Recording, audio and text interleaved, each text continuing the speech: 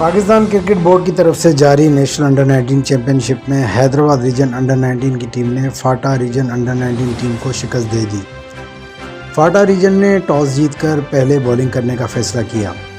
हैदराबाद की टीम ने पहली इनिंग्स में 250 रन बनाए, जिसमें याह्या शाह ने 73 रन की शानदार इनिंग खेली। उसके अलावा उबैदुल्ला और तला खान ने भी शानदार बैटिंग की। जवाब में फाटा की टीम ने 297 रन बनाए। हैदराबाद की तरफ से दाऊद अब्बास, वाहिद अहमद, शिराज खान ने दो खिलाड़ियों को आउट किया। हैदराबाद ने अपनी दूसरी इनिंग्स में 255 रन बनाए, जिसमें नोमान अली के शानदार 84 रन शामिल थे। उसके अलावा ज़ैनुलाब्दीन मूसा ने 49 और शिराज खान ने 42 रन की इनिंग खेली। जवाब में फाटा को 209 रन का हदफ मिला, जिसके जवाब में फाटा की टीम 165 रन बनाकर आउट हो गई।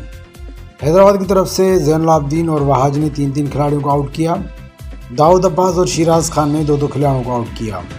इस तरह हैदराबाद ने एक शानदार फतेह हासिल की। हैदराबाद की चौथी इनिंग की बॉलिंग जीत का सबब बनी।